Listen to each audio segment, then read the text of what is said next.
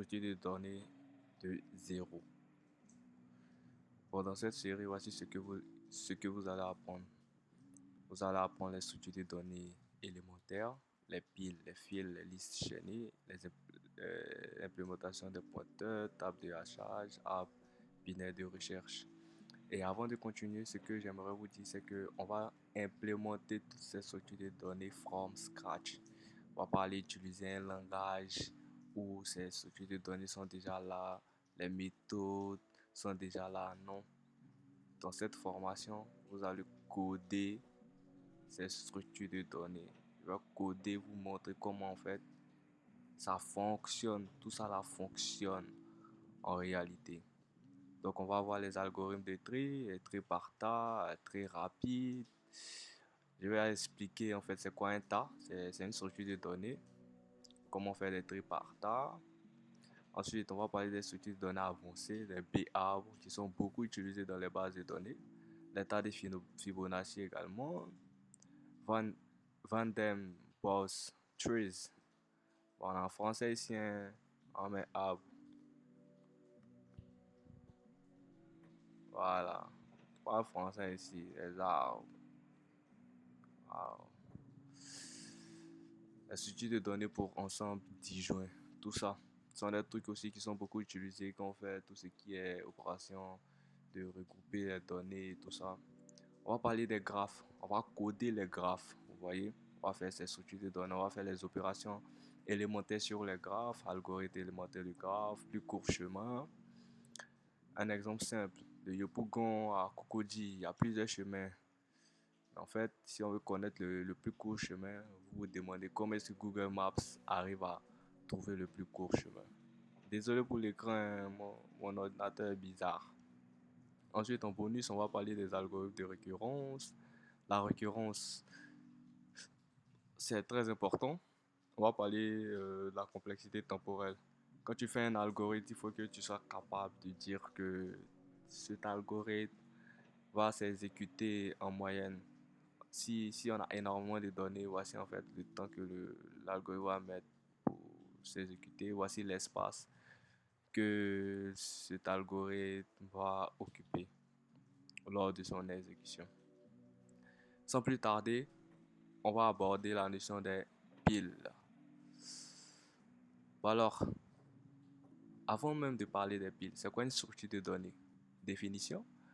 Une structure de données est une manière de représenter les données pour faciliter leur manipulation. Dans la mémoire.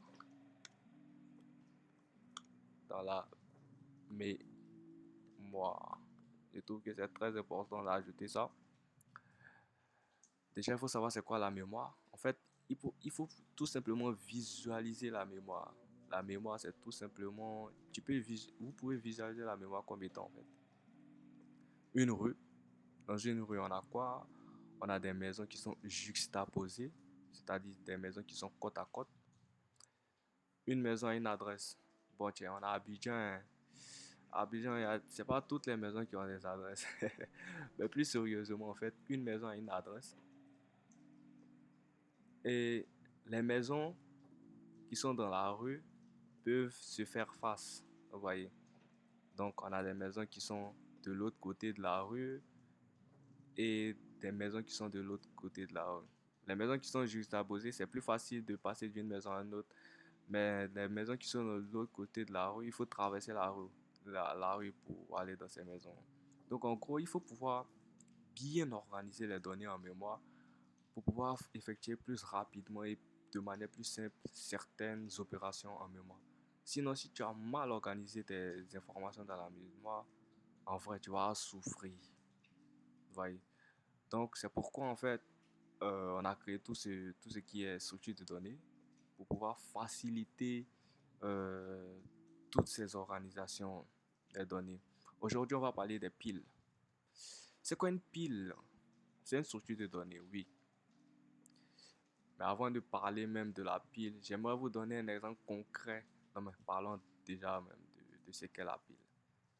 Définition d'une pile. Une pile, c'est une structure de données dans laquelle une pile est une structure de données basée sur le principe du dernier entré, premier sorti, LIFO, last in, first out. Les anglophones, c'est comme ça ils disent, mais on s'en fout, on parle français ici. L'accès aux éléments se fait donc à partir du sommet. Le dernier entré, en fait, le sommet, c'est le dernier élément qui a été entré, c'est l'index du dernier élément qui a été entré. Voyez. Donc, en fait, un exemple concret d'une pile dans la vie réelle, c'est votre navigateur. Quand tu crées un nouvel onglet dans ton navigateur, c'est quoi de l'utilisateur des piles? Ça peut être votre browser, votre navigateur. Votre navigateur, par exemple, quand vous faites la fonctionnalité, quand vous partez sur un nouvel onglet, que vous cherchez par exemple Google et que dans le browser, vous cherchez un site web, vous partez sur le site web, vous cliquez sur des pages, vous partez dans des pages et tout ça, pardon. Au fur et à mesure que vous partez sur de nouvelles pages, au fur et à mesure que vous partez sur de nouvelles pages, ce qui se passe en fait, c'est que chaque action que vous faites est enregistrée dans une pile. Comme ça, vous pouvez à tout moment revenir sur la page précédente. Mais vous ne pouvez pas rester sur la page actuelle et aller jusqu'à la toute première page d'un seul coup. C'est pas possible en fait. À moins que vous cliquez sur une action qui permet d'aller directement sur cette page. Mais toutes ces actions de base sont stockées dans euh, dans une pile. Et il y a un autre exemple, par exemple, l'historique de vos recherches. Comme je l'ai dit tout à l'heure, l'historique de vos recherches, tout est empilé en fait dans une telle structure de données. Il y a par exemple aussi l'appel des fonctions. Par exemple, quand on fait la récurrence, les informations, les données des appels de la fonction sont en fait stockées dans une pile. Ouais. Ce qui fait qu'on peut remonter à toutes les informations. Par exemple, les développeurs, quand ils font du débugage, les informations en fait sont stockées dans une pile. Ouais. C'est pourquoi en fait, quand ils font du débugage, ils peuvent passer de telle action à telle action, voir en fait l'évolution des appels à chaque appel de fonction. Voici à quoi en fait peut servir la pile dans la vraie vie. Sans ça, en fait, on n'aura pas pu avoir tout ça. Donc, souffrez de pouvoir apprendre les vrais trucs de développement à mes côtés. Donc, ensuite, après avoir défini les piles, je pense que tout le monde sait c'est quoi une pile maintenant. On va représenter une pile.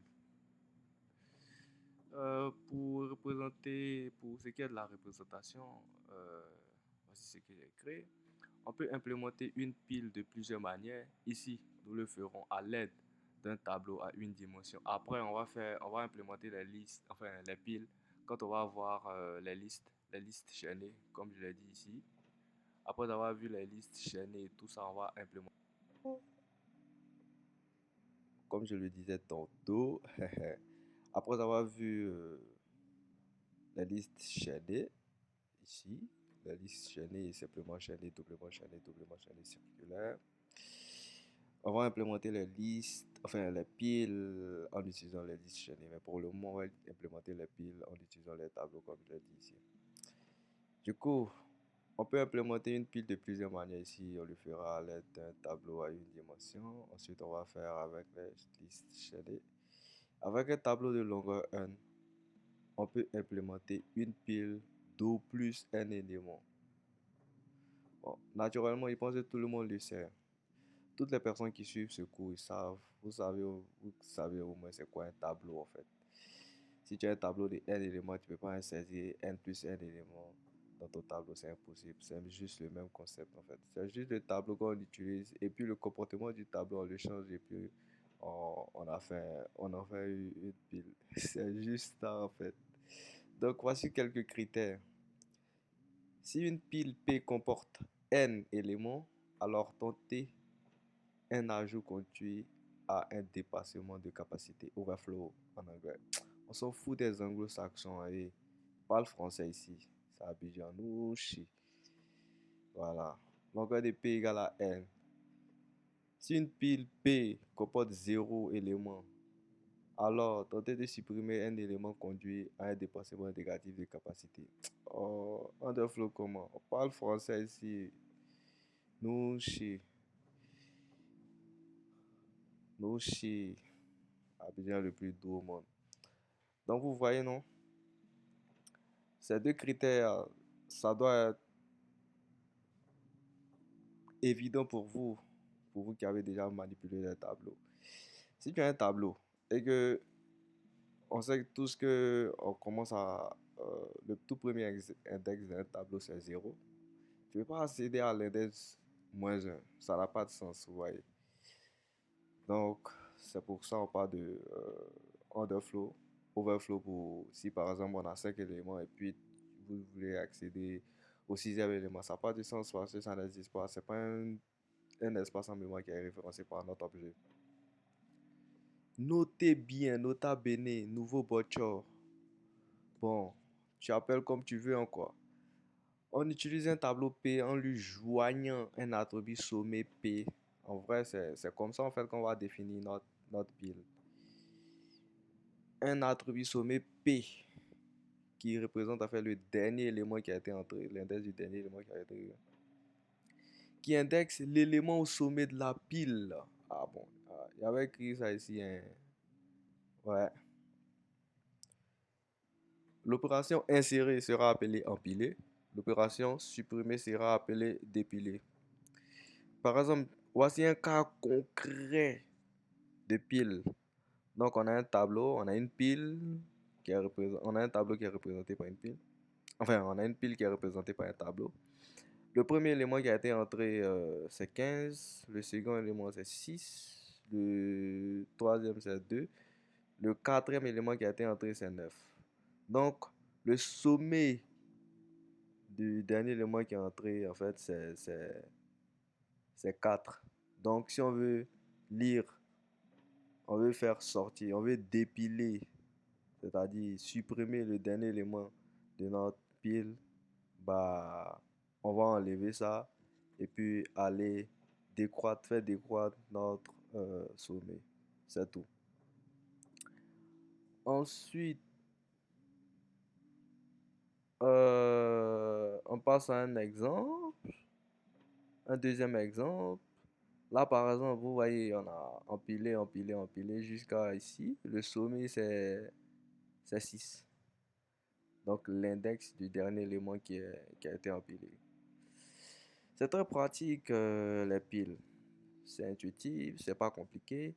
Ce sont des structures de données élémentaires. En même temps, si je voulais en profiter pour dire que le métier de développement, c'est relativement simple, quoi. Une fois que tu sais comment les structures de données fonctionnent, bah, c'est facile. D'autant même que si tu travailles à Abidjan, si tu es à Abidjan, si tu travailles dans les startups à Abidjan, ou bien, tu vas travailler sur des problèmes relativement simples. Ouais. En Côte d'Ivoire, ici, il y a pas, les développeurs sont pas, ils font tout simplement intégration d'API. Honnêtement, c'est pas extraordinaire, quoi. Voilà. Non, mais vu qu'ils font pas rien de sérieux, ce qu'ils font comme travail, c'est pas compliqué. Ça fait qu'ils gagnent pas beaucoup d'argent. Moi-même, vous parle, je gagne pas beaucoup d'argent. Je suis développeur aussi. Mais moi, je fais machine learning aussi, hein. Donc, il fait tout ce qui est intelligence artificielle. En plus de ça, il fait dev. You know, it's just programming. Bon, on va pas parler anglais ici, hein. Vous voyez, non. En tout cas, ceux qui travaillent à l'extérieur, en tout cas, ils gagnent beaucoup d'argent. Mais à Abidjan, ici, dans le Babi, il n'y a pas beaucoup. Ils font rien d'extraordinaire, quoi. Vous voyez, non. Donc, ils ne gagnent pas beaucoup d'argent. C'est normal. La plupart des programmes, des algorithmes, sont des algorithmes qui sont relativement simples. Il n'y a jamais quelqu'un qui va travailler sur un problème où il va écrire un algorithme complexe. Il n'y a pas. Si c'est ça même, il y a beaucoup qui allaient arrêter de faire le développement.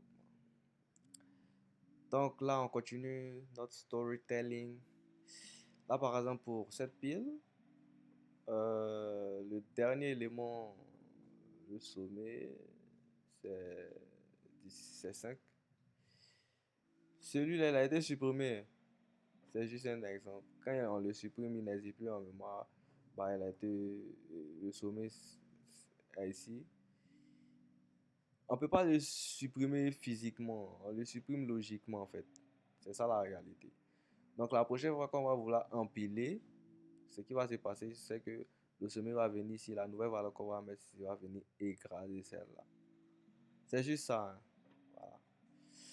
Maintenant, voici les différentes opérations de base qu'on peut faire sur euh, une pile. Par exemple, on peut vérifier si la pile est vide. Voici le pseudocode. Si le sommet est égal à 0, c'est-à-dire le tout premier élément, alors on retourne vrai, ça veut dire que la pile est vide. Sinon, ah bon, ça veut dire que la pile n'est pas vide naturellement, ça veut dire que la pile est... Il y a au moins un élément dans la pile, quoi. Pile pleine, bah bon, ces deux opérations sont complémentaires. Tu peux utiliser ça pour vérifier si la pile est pleine ou pas. Mais bon, on s'en bat les couilles. On a Abidjan. Donc, si, bon, on a Abidjan, ça n'a rien à voir. Donc on dit si le sommet est égal à n, alors on retourne vrai. Sinon, on retourne faux. Bah ouais, c'est juste ça quoi. Ensuite, il y a l'opération empiler. Empiler, on empile, on passe la pile et puis on passe l'élément qu'on veut empiler. Naturellement, on prend le sommet, on déplace le sommet au prochain élément, c'est-à-dire sommet plus 1. Et puis, on empile l'élément à ce niveau-là. Ce qui est logique, hein. Par exemple, pour empiler un élément ici, le sommet va passer ici d'abord. Une fois que le sommet passe ici, on ajoute le nouvel élément. Bah, mais vous vous doutez que, en fait, avant d'empiler, tout ce que j'aurais dû faire, c'était de vérifier si la pile était pleine. C'est ce qu'il doit faire d'abord. Parce que imaginons que bon, le sommet se trouve là, par exemple pour ce tableau-là. Le sommet se trouve là. Et puis il me met, il essaie il déplace le sommet. Et puis il veut insérer un élément dans ce tableau qui n'existe pas. C'est pas possible. Vous voyez. Donc ça va me renvoyer une erreur. Pour dépiler également, bon là, pour dépiler, je pense qu'il doit y avoir une autre méthode. Voilà, je m'en doutais bien. Pour dépiler, tu prends l'élément courant, tu le sauvegardes quelque part parce qu'on ne veut pas le perdre.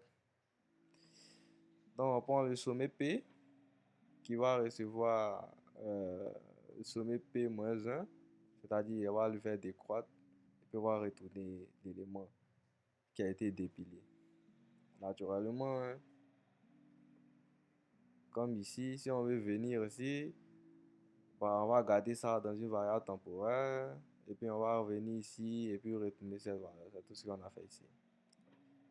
Donc, dépiler. Ici, par exemple, pour dépiler, bah, ils ont pris sommet P-1, ils ont renvoyé directement la valeur. Ils ont fait décroître directement le sommet et puis ils ont renvoyé directement l'élément immédiatement supérieur. C'est normal, on peut faire ça parce que on manipule l'élément à travers un tableau. Les éléments sont contigus en mémoire. Même avec les listes chaînées, doublement chaînées, circulaires, listes, doublement chaînées, simples, doublement chaînées, simple, simplement chaînées, on aurait pu faire ça également, vu qu'on a un pointeur en mémoire vers l'élément qui se trouve de l'autre côté de la rue. Bon, en fait, c'est tout ce que vous devez savoir sur les listes, les piles, pardon. Donc, on a ces quatre opérations qu'on peut faire sur les piles de base. Et c'est vraiment tout. C'est à partir de ces quelques opérations hein, que les gars ils arrivent à faire toutes ces opérations complexes de historique, de piles, de vos recherches sur Google, etc., etc. Donc ensuite, voici des exercices. Exercice sur les piles. On va écrire un pseudocode qui permet d'intervertir l'élément du fond d'une pile avec celui au milieu de la pile. On va analyser, on va faire, admettons, on va faire un pseudocode, on va implémenter le code. De plus, écrire un pseudocode qui permet d'afficher l'élément à mi-parcours d'une pile. L'élément à mi-parcours, c'est juste tout simplement l'élément qui se trouve au milieu de la pile. Si par exemple c'est un tableau qui est pair, l'élément à mi-parcours s'appelle soit le deuxième élément ou soit le troisième élément. Bon, ça sera à nous de décider, mais on s'en fout pour le moment. On a Abidjan, Nouchi. Ensuite, le troisième élément, toujours de même, on va écrire un pseudocode qui échange les contenus de deux piles. Voilà, on va faire ça. Mais avant d'écrire tout ça, en fait, il faut qu'on puisse être capable d'implémenter les opérations basiques sur les piles. C'est quatre opérations.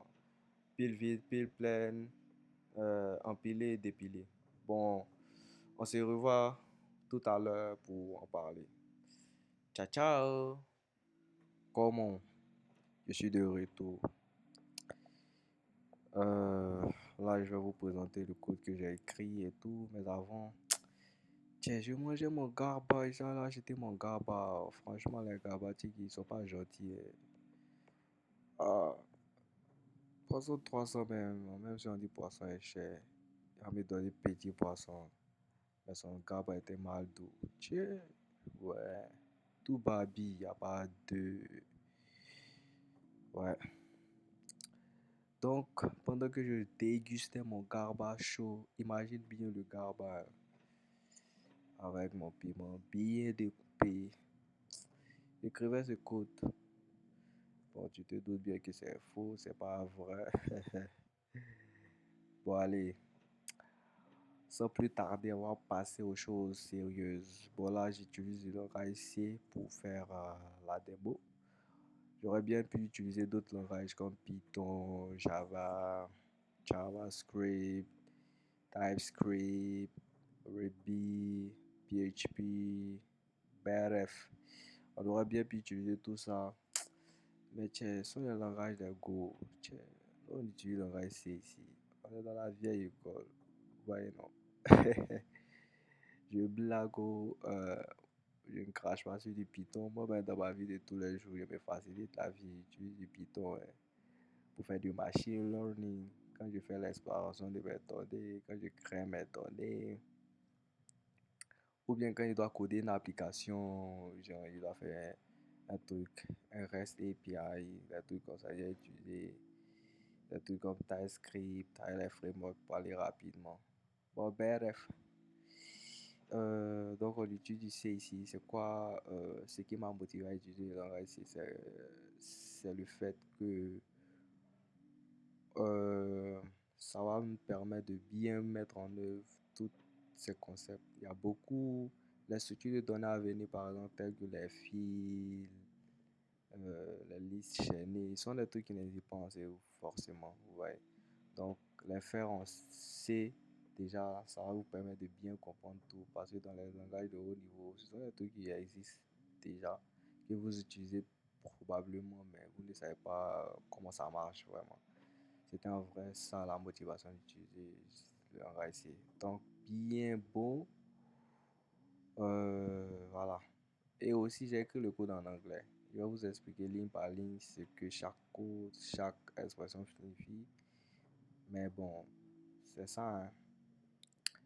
C'est joli quand tu écris ton code en anglais. Mais dans la vie de tous les jours, nous, on parle français ici. Nous, chi. Et donc, bah, on s'en fout des anglo-saxons, tu sais. Ils ont quel discours, nous.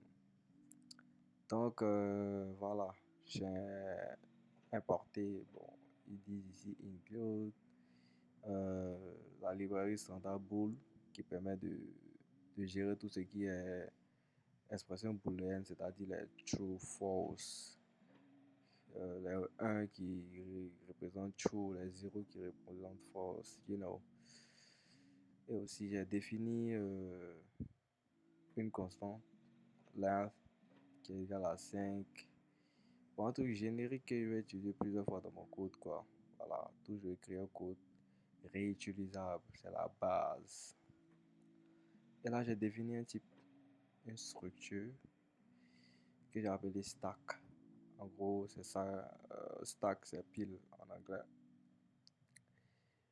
Comme on l'a défini tantôt, une pile est matérialisée par un attribut sommet que j'ai dit, que j'ai appelé top ici, et puis un tableau.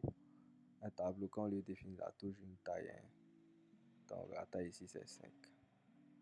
Le Kami, voilà. Et donc, une fois qu'on a ce type, on peut l'utiliser, on peut le déclarer, on peut déclarer un objet de ce type, prf, Mouchi Seb Babi. Donc, j'ai déclaré une pile de type stack. Donc, j'ai initialisé le sommet top à -1. Bon, le tableau n'a pas été initialisé, on s'en bat les couilles. On va insérer les éléments pour hein. Chaque fois que tu définis comme ça, le tableau est initialisé par défaut en mémoire avec des valeurs qu'on appelle des zéros. Les 0 qui sont mis dans chaque truc. Voilà. Ça, même s'il n'y avait pas initialisé, ça allait être 0. Dès qu'on définit une variable, c'est tout initialisé, c'est comme ça. Sorry. Donc, j'ai écrit les opérations de base, c'est-à-dire vérifier si la pile est pleine, vérifier si la pile est vide. Donc, pour vérifier si la pile est pleine, je prends une pile. Donc là, j'ai pris pile, étoile, stack. Ça finit juste que c'est un pointeur.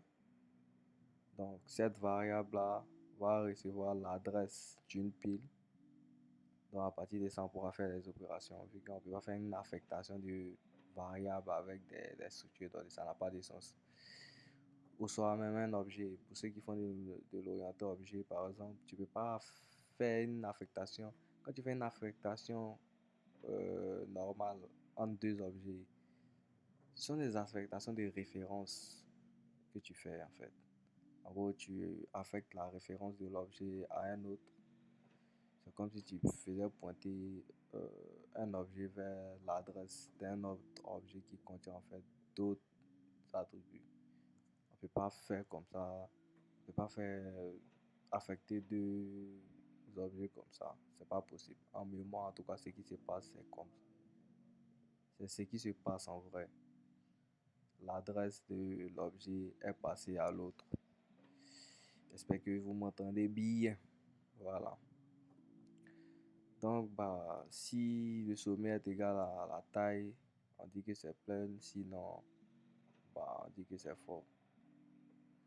Vous voyez que c'est simple, hein? C'est vraiment pas compliqué. Donc, ici, on va vérifier si la pile est vide. Donc, on fait la même chose aussi. On passe notre pile. Enfin, on passe une pile. Donc, ça là, va représenter en fait l'adresse de l'élément en mémoire. Et on récupère cette adresse là, et puis on fait nos opérations. Si la pile, si le sommet est égal à -1, ça signifie que c'est vide. Sinon, force. Bon, allez, c'est tout pour ça, hein.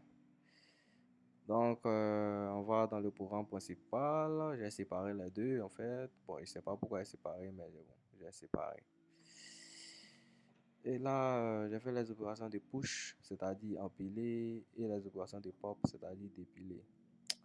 On push, donc on prend la pile, on prend l'objet qu'on veut insérer, on vérifie que la pile n'est pas pleine, et on déplace le sommet, et puis on ajoute l'élément à ce sommet-là, à cet endroit-là. C'est vraiment simple, hein, les piles. Et si c'est pas possible, on dit que l'opération est échouée parce qu'on essaie de faire un underflow. C'est pas normal. Pourquoi un underflow? Push. C'est overflow. I'm crazy, you know. Underflow. Bon, y a pas, c'est pas mes deux mains qui overflows. Voilà, overflows. Donc là, on va faire pop. On prend une pile et on vérifie si c'est pas vide. Si c'est pas vide, bah on pop. Sinon, on va moins un. Et puis bon, normalement, il devrait écrire un message comme si un code bien plus clean même. Ça aurait été de mettre ça, par exemple, peut-être ici pour faire d'autres vérifications avant de renvoyer le false peut-être pour print ça quoi à chaque fois. Mais bon, on peut améliorer le code. Peut-être il y aura des volontaires. Tout ce code-là, mais je vais mettre sur GitHub. Il y a des volontaires forcément qui vont vouloir bien écrire ça. Les maîtres du clean code, ils sont à Babi ici, ils sont forts. Hmm. C'est eux les plus forts. On dit quoi? Et ils appliquent tous les concepts de clean code là. Vraiment. Ils appliquent les concepts sans comprendre. Ça me fait mal battre. Mais bon, c'est eux les plus forts. On dit quoi? On dit les vieux pères, Uncle Bob. Ils disent que une façon ne doit pas dépasser 15 lignes.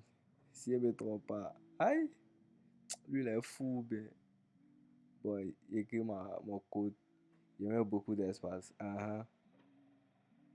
Ton code, mon code a beaucoup d'espace. Check bon.